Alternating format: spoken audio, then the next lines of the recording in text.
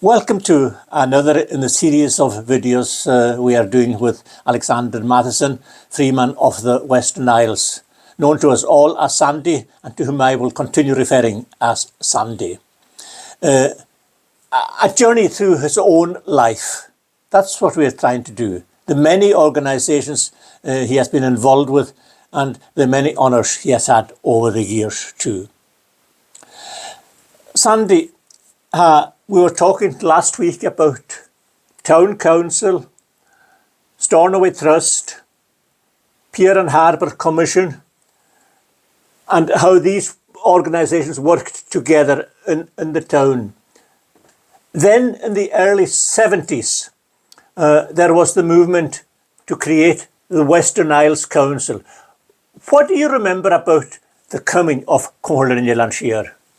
Well, I served on the county council just for a couple of years after I was elected to Stornoway Town Council. And at that time, the government had set in motion an organisation which was called the Wheatley Commission.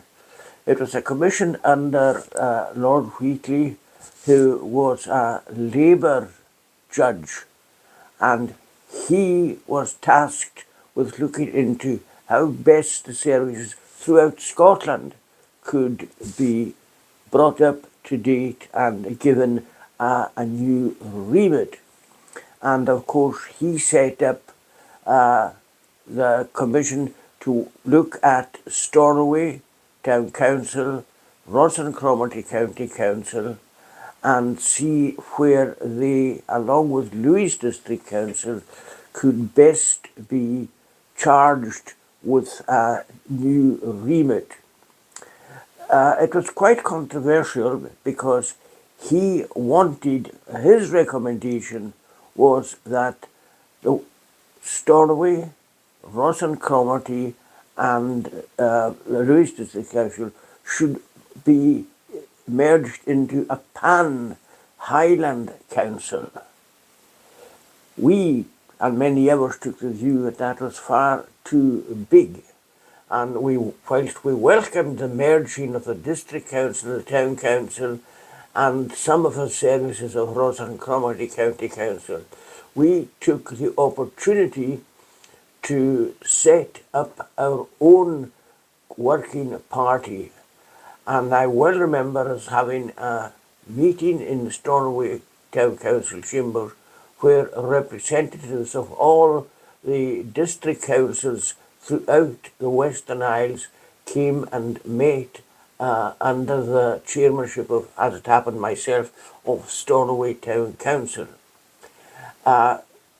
In due course, our representations were heeded by the then Secretary of State for Scotland, Gordon Campbell. So in a sense, Gordon Campbell, a Tory minister, became the founding father of the Comhairle and Eilean.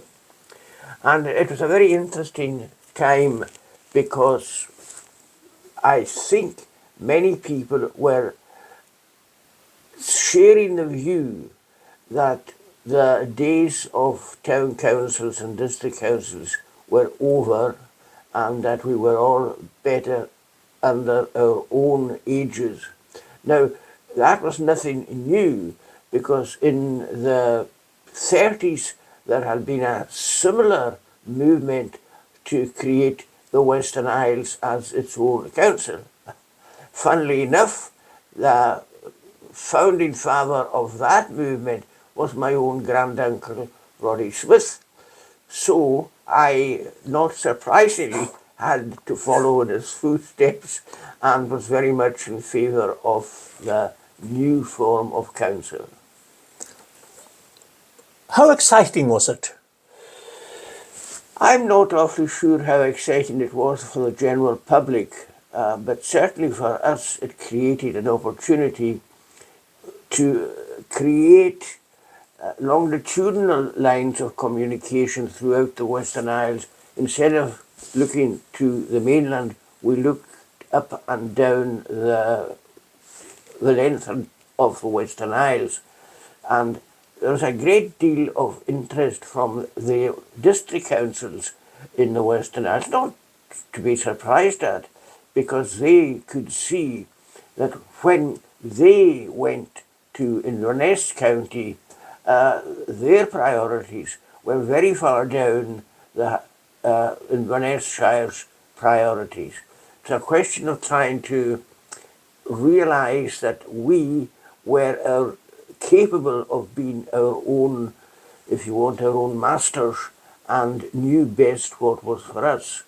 And I think that we all quite rightly recognise the best way to get our own services was to go directly to the Scottish office and not through the byway of the existing county councils. Now, there were some very interesting people involved at the time. There were.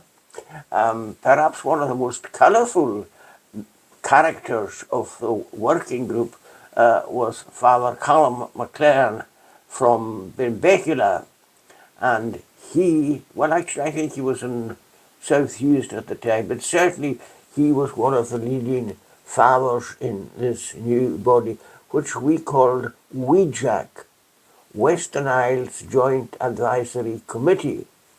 And I met people whom I was only vaguely aware of, but they all shared our view on where we should go.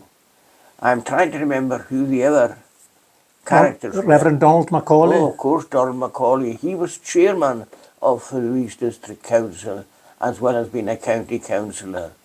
And Hughie Morrison. Barra.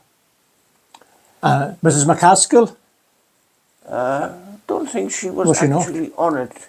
Donald Macaulay was a representative of the Louise District Council, so that would have excluded Mrs. McCaskill on WEJAC. Oh, you're a step ahead of me, or I'm a step behind you. Moving on to the council itself, though, and the inception of Comhairle and Siar, there were many interesting people on there at the very beginning too, wasn't Yes. Give me a name. Donald McKinnon Harris. Yes, of course. Donald MacDonald Harris. Donald Bays, as we call him. The visionary.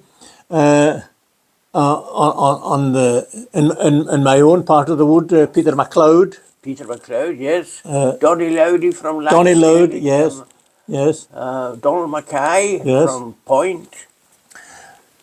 They were there at the very beginning. At the very beginning of a new entity, the first time the Western Isles had its own all-power authority. Yes. Well, in memory, probably since the Lordship of the Isles. At the time also, local officials, people from here who were working away, came home as well, didn't they? Yes, that was one of the benefits of it, a side benefit. Hitherto, school leavers, if they were going to go into local government, and not many of them did, they went away to the mainland. Quite a few came back, like Donald George MacLeod, Roy Maciver. George MacLeod? George MacLeod? Dr. George? Well, he hadn't been in local government. No, okay. I think he came back from pursuing an earlier career in Africa as an engineer, a concrete specialist. I'm trying to figure out who it came in. Jack MacArthur. Yes, very much so. He had been on Ross and Cromarty County Council from the Lochilver area. How much of a feeling was there that you were starting something new? How aware were you of that, or were you just too busy doing it? Well, many of us were too busy doing it. Our vision had been achieved, and we didn't want to spend too much time looking backwards or forwards or sideways. We just wanted to get in and fill our remit and appoint the officers to it. What position did you hold in the first council? Because you were the last provost of Stornoway. Yes. And I stood for the convenership along with Donald Macaulay, and Donald and I got 15 votes each, which makes it perfectly clear that we each voted for each other, whatever else other people did. And the two names went into a hat, and Donald's name was drawn out. Now, I then settled for being chairman of the Development and Planning Committee, which development and planning was very much my own interest. So I served there, and not too long after I became the chairman, we appointed Roger Howarth and in the planning role, and short time after that we appointed Roddy Murray as the planning officer. Development officer. Development officer, yes, not planning. That was a different department. They were together. But so a lot of people with many different skills came to the islands who would previously have gone elsewhere. Yes. That was common across the whole sphere of post-school activities. People went away, not just to go into local government, but into a whole host of other spheres. But as you say, it brought back planners, it brought back architects, it brought engineers. Yes. So it wasn't just teachers, headmasters and ministers anymore. Speaking of engineers, we took as road engineer the famous Ian Mackay, who had been the Lewis Road engineer under Ross and Cromarty County Council. But he just, if you want, he moved his desk into another room. I remember one time as a young councillor objecting to the way he was building the junction at Blackstale. And he basically said to me, "You leave the roads to me. I know what I'm doing," kind of thing. As he did. I did, but you wouldn't get an officer saying that nowadays. No, you wouldn't. Even when you were with the council, there were other organisations within the town, and you were very much part of them also. And one of them I heard you giving a talk about, I think it's after the 250th anniversary several years ago. That's Lodge Fortrose, the Masonic Lodge. That was a very important institution in this town, wasn't it? Well, it was certainly, apart from the church, the oldest institution in Stornoway. It had been founded 1765 by gentlemen who had come from the mainland in pursuit of the Scottish government's views for fish, and many of them were in the customs service, and they came from Edinburgh, lived here, and took a bit of their view of Edinburgh with them when they founded the lodge. So the lodge built itself a premises on Kenneth Street in 1820, after having been in various other properties in town, and it just, because it was very popular for people to become Freemasons, it became very much intertwined with the town. But it also did another thing. One of the earliest groups of people who joined the lodge were actually seamen who came into the town for a whole host of reasons, and they joined the brotherhood. And many interesting people came and lived in Stornoway. One of the famous families was that of John Reid, who was controller of customs. And in due course, his family bought up a substantial amount of property, and one of them was, well known of them was a gentleman called James Evander Reid.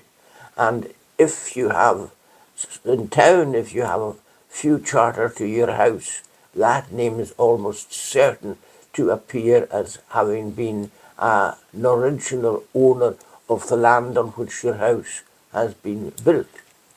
In the passing, I heard it said that one of the reasons many island seamen became Masons was that they could be sure of getting a drink in wherever they went in the world in a port. Well, there was that, the obvious side of people coming here. If they were in Auckland or wheresoever, they would join the lodge there. Or if they were in the lodge here, they only had to go up and identify themselves and they would be taken in and looked after.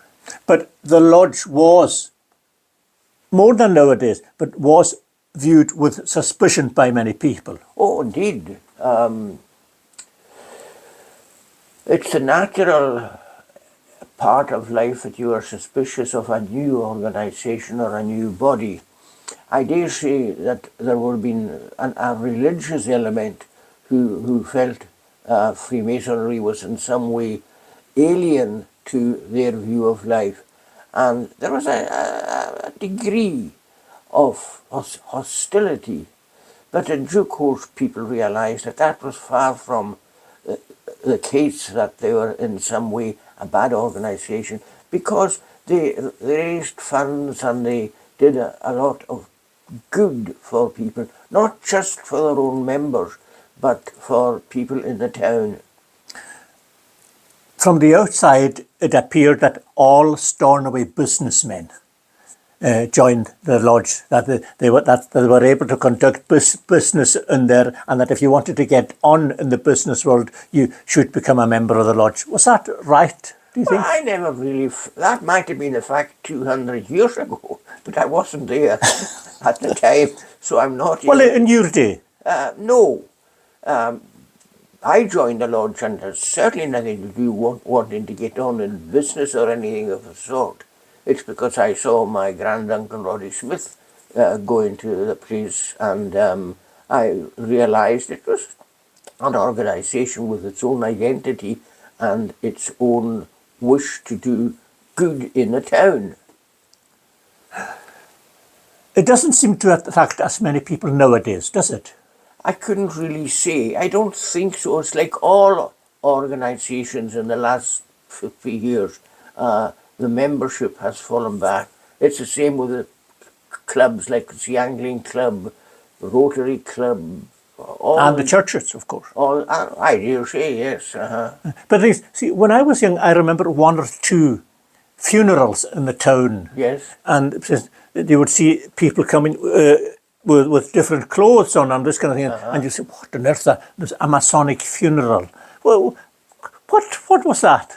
Well, the whole point of a Masonic funeral was because there would be many people who could not afford their own funeral, of widows whose husbands could not afford their own funeral.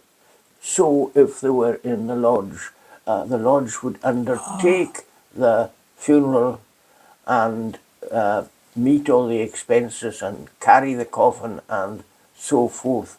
Now, that may have been one of the hot points between, if you want, the churches and the Masonic organisation. The churches would be somewhat suspicious of a graveside ceremony or a funeral procession being done somewhat other than their own organisation. It's very interesting. I notice now many funerals are no longer conducted by the church. I suppose they're done by humanists. In fact, only recently I was at a funeral where the funeral service was taken by a lady. So that's, when you stop and look back on it, a huge, huge change. It's very interesting because, like with the other organisations, but nevertheless, the reason I want to speak about it is because that building, Lodge Fortrose, is still there. It's one of the oldest buildings in the town, isn't it? Yes, it's still there. It's still frequently used by the Masons. There was a time when the lodge was actually, when the town hall went on fire in 1919, the council meetings were held in the lodge. It was also a place where people got married within the lodge. It was used for a variety of social dances. Various organisations could hire the lodge room for their own activities. I think I met my first girlfriend at a scout party which was held, Boy Scout party, which was held in the Masonic Hall. I was only about 8 or 9. I was too young to know what I was doing. But I tell that just to show that it was commonly used by non-Masonic organisations and people. Now, were you involved in the Rotary Club? I was involved in the Rotary Club. That was, interestingly, that was much more to do with helping each other in business. The founder of Rotary in America moved into a big town where he knew no one and was setting up business, and he realised that he needed help. And when he made it himself, he looked back on the days when he had been helped by other businessmen, even competitors, to set himself up. And he formed the Rotary Club. I've forgotten. You didn't give me notice of this question. I didn't know I was going to ask it. But the Rotary Club was very, very much mutual interdependence, if you want. But it was very strong in Stornoway, wasn't it? It was founded in Stornoway in 1959 by, as ever, by a Rotarian or some Rotarians who had come to work here, and they took with them the concept of Rotary, and they had their first meeting in what was then the Caledonian Hotel. It was very strong, and every year the Rotary Club had an annual conference on the mainland, and that meant that even for the Rotary ladies there was a link with other Rotary ladies on the mainland. So it was all working. All these organisations tend to be pursuit of a common goal and working together to achieve it. We have mentioned several personalities in the passing. Now, along with yourself, Donald Stewart is one of the best remembered of the personalities. He was a provost of Stornoway. You were a provost of Stornoway. He was a member of the Scottish National Party. You were a member of the Labour Party. What kind of a relationship did you have with Donald? Well, for my part, it was excellent. I had a great relationship with Donald, based, of course, on the fact that we both served in the town council. Donny Stewart, as we all call him, was really quite a wonderful personality. He was always good to me. He had been, I suppose, a mentor in the town council. I was once chided for standing against Donald Stewart, and my response was, I did not stand against Donald Stewart. I stood for the Labour Party against the policies of the Scottish National Party. Personalities didn't come into it, and I had many, many happy days down in Westminster in the House of Commons with Donald Stewart, because his wife Chrissy, a wonderful lady, she found when she went into Parliament with Donald that she had plenty of time, so she would come to the house with Donald every afternoon. And she soon realised that she was the only lady who frequented the rooms in the House of Commons. So she set up a group of ladies in the House of Commons where they would come together regardless of party affiliation and sort things out and then go home and tell their husbands what to do. Yeah, well, no, people might have found it strange yourself being involved, as you said yourself, with the Labour Party. Yes. Well, what was what was the source of that? Well, it's quite an interesting story. When I was a young man, there was a great national scandal in relation to 10 Rillington Place. You will have seen the film quite recently. And to cut a very long and sad story short, a gentleman of limited mental faculties, Evans, was hung for killing his wife. Notwithstanding a great deal of suspicion at the time, and in due course it was found after the poor man had been hung that his wife had been murdered by the infamous Reginald Christie, who had been caught killing his own wife. And I remember reading all about that and becoming quite interested in the whole question, not so much of the capital punishment, but a miscarriage of justice and its finality. It's got its modern counterpart in the post office scandal, where the establishment could see no way other than applying the harshest of penalties, not always paying due attention to the facts of the case.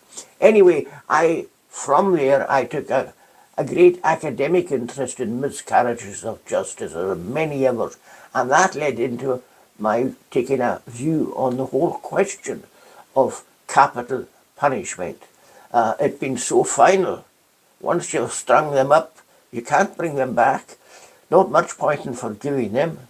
And at the same time, there was also another famous case involving two young men, Bentley and Craig, who had gone on a housebreaking spree, and they were cornered on the top of a shop in London, and one of them took out a gun and tried to hold the policeman at bay with his gun.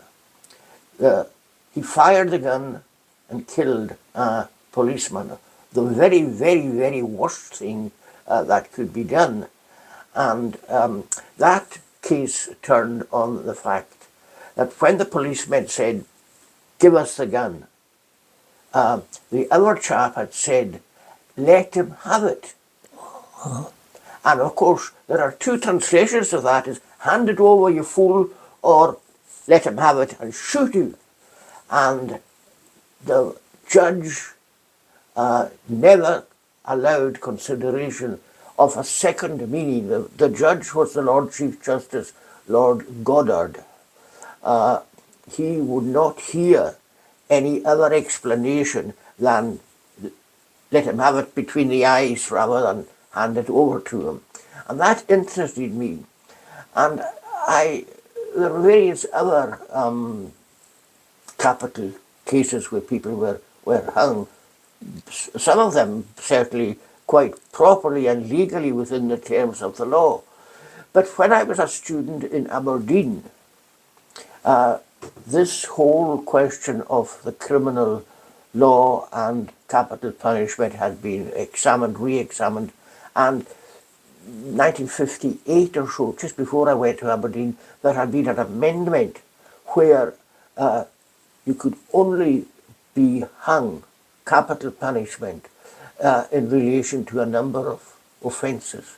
One, setting fire in Her Majesty's dockyards. Two, killing somebody with an explosion, or, and this was the point, in pursuit of a robbery. Now, I can't understand or judge why things were like that. And a young man had got involved in some kind of misdemeanor, and he stole money to get on to the bus to get away from the scene of the crime. He stole the bus fare or stole some money, and it was on that technicality that he was hung. Now, I was living in Aberdeen at that time, and of course, this had taken place in Aberdeen, so he was due to be hung in Craiginsh's prison. And I, at that time, was working in McKemmon's shop, which I mentioned before. And one night, a doctor, whom I knew quite well, brushed past me as he came into the shop, didn't say hello or anything, and I wondered, oh, strange. And he went through into the manager's office. And in due course, I had some cause to go in, knock on the manager's door to ask him something or other, and knocked the door and stepped inside. And here was the doctor, crying, weeping at the manager's desk. So I got out of it pretty quickly, and I later on asked Mr. Shepherd what was all that about, or some such words. And he said, oh, well, Dr. X, I'm not going to mention his name, is going to have to act as the medical officer to certify the death by hanging of this young man. And it's funny how things happened. I remember the following morning, waking up, it was a misty morning, waking up, and I could hear the Craiginsh's bell ringing. They always rang the bell at 8 o'clock was the standard time. And that affected me quite significantly, because here again, a man had been hung for on a technicality, rather than he hadn't killed anyone, he hadn't done anything particularly wicked. And an interesting part of that was that many years later, I was at a COSLA meeting, and I met a gentleman who by this time was the MP for Aberdeen South. And I was telling him the story that I've just told you, and he put up his hands and he looked at me and he said, well, I've got a different side to that story. I, at that time, was a bailie on Aberdeen City Council, and one of the bailie's jobs was also to attend a hanging. Oh, for goodness. And I was at the hanging that you're talking about. And again, I thought, well, this is all very strange. And that, to go back to your first question, is the reason. The only political party that espoused the cause, the anti-hanging cause, was the Labour Party. And one or two very great Labour men, led by an MP called Sidney Silverman, created a bill to abolish capital punishment completely. And I was a great admirer of Sidney Silverman, and that is what led me into becoming a member of the Labour Party. You stood for Parliament, and you tried to stand for Parliament, and many people would say that you are the best MP we didn't have. Well, that's very kind but misguided of them. And many people who weren't involved felt that you were very hard done by the Labour Party here in not selecting you. Well, I was not present at the next election, and I did let my name go forward, and I did hear on the grapevine that there had been considerable discussion, and one particular gentleman had gone ballistic at the prospect of me becoming the candidate at the coming election. No names, no pactral. It must have hurt you immensely.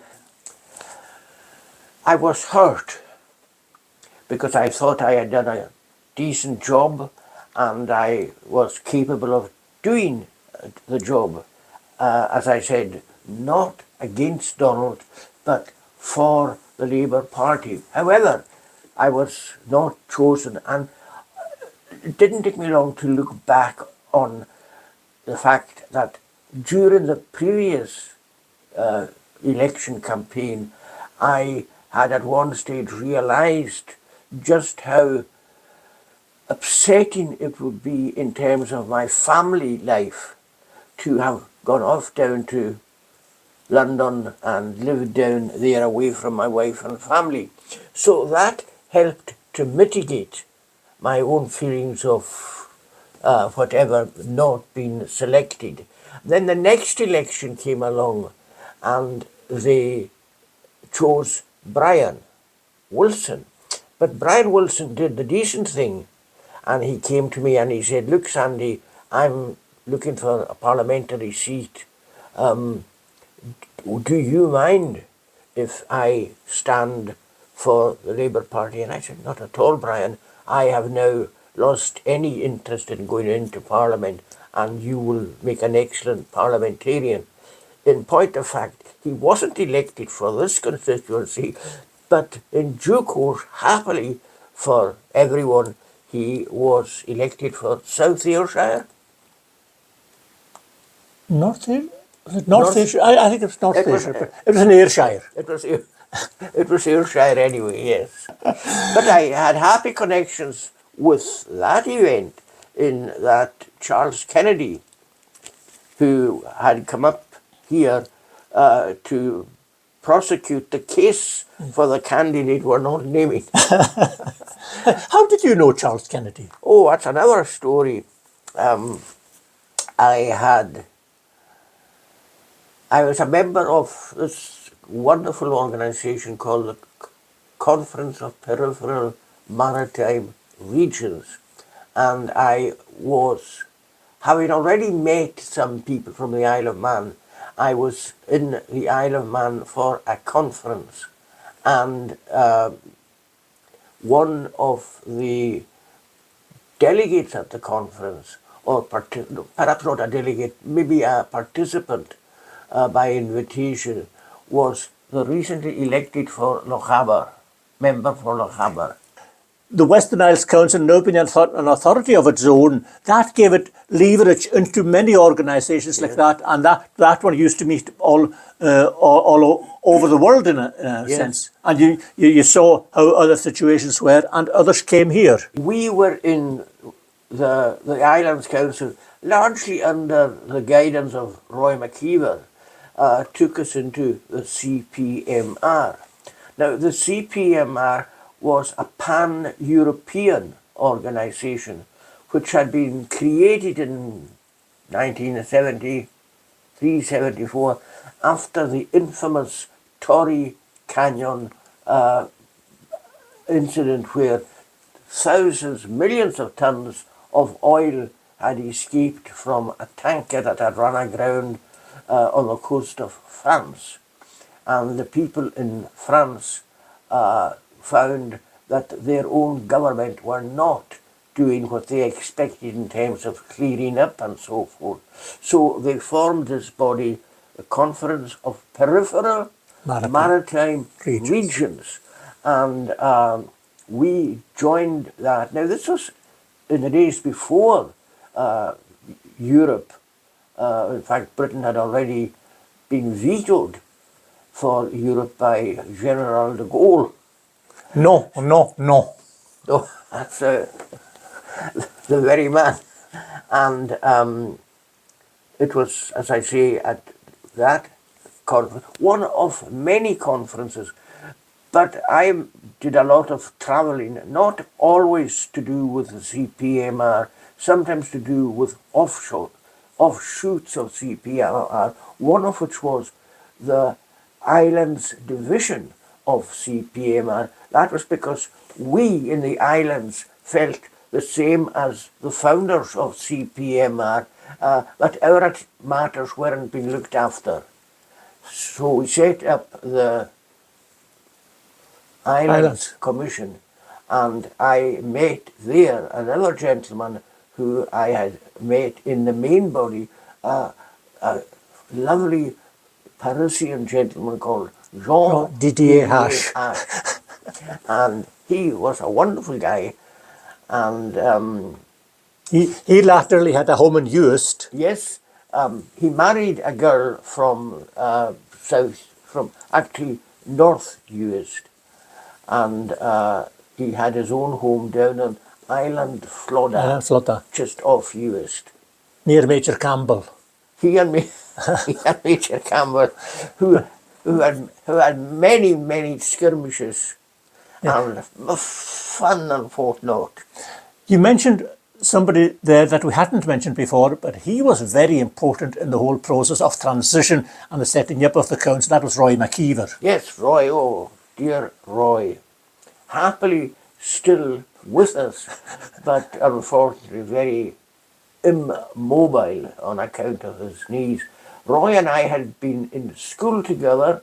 We were great friends together in our final years in school, and he had recently in 1972 or 73 been transferred from Dingwall to Stornoway as the clerk for Louis to succeed a gentleman called Jim Roger. Oh, yeah. And Roy was the clerk to the district council on behalf of Ross and Cromarty. Quite naturally, he stood for, he applied for and was appointed as the first chief executive of the Western Isles. He had one very annoying ability, I remember. He had a photographic memory. Yes, Roy had been probably one of the brightest and most capable duxes of the Nicholson Institute in my time in school. And we all recognise, my generation of scholars all recognise that Roy had this particularly, as you say, photographic memory, but he really was a bright student. 6 hires, just like that. And his father would be down at the harbour there. He was Rotary, and he was a fisherman. I remember his father very well. It did. We'll leave the organisations for a minute or two. You've met a lot of interesting people in your life. You had many conversations with the Queen. The Queen. Oh, what can I say about the Queen? A truly wonderful lady, easy to get on with, good at putting people like myself who would have been a bit overawed by her. She, I'm really stuck for words to describe such a lovely lady.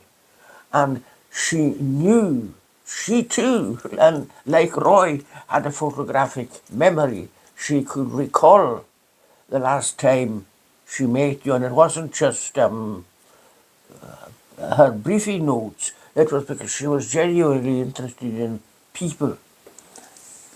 On one of her visits here, those who were going to be presented to her knew they had to dress up for the occasion, and some of them put on Highland dress, but not Highland day dress.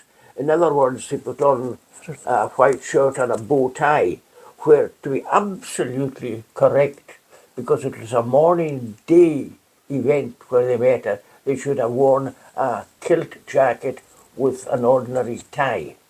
And that sort of baffled her because she, I'm sure you'll recognise, had always been brought up with a very precise and knowledgeable view about uniforms and what to wear and all the rest of it. So I think that must have been what motivated her interest in this different way that people were dressing here.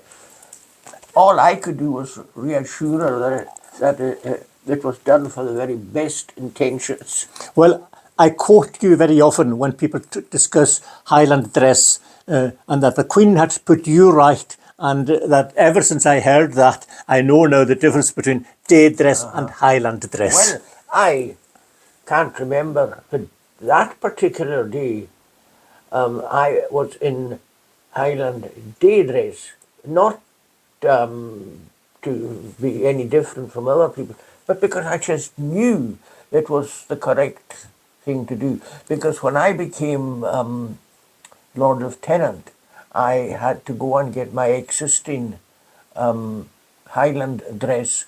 I think I had to get the waistband let out or something. A big job with a kilt.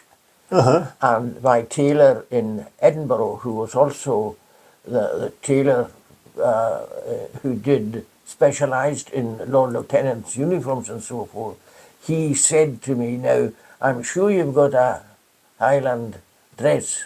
And I said, "Yes, I have." And he said, "Well, you will remember, of course, there is a difference between day dress and the party dress, if you want." So I knew what I was doing, and if I didn't know what I was doing, there were quite a number of former Lord Lieutenants here who knew, former members of the Lieutenancy, not least my dear friend John Morrison of Tarbert, who knew the difference as well. And although I don't think John ever had reason to put me right, he was certainly one who knew the difference. Only a little story in the passage, and hopefully later on we will discuss some of the people you have met during your many organisations and activities. We are going to speak to some more of them later on, but for today I think that's enough. Thank you very much once again. As always, thank you for interrogating me so kindly. Right, I'll go and put on the port. That's it. Till the next time, from myself and Sandy, thank you very much for watching.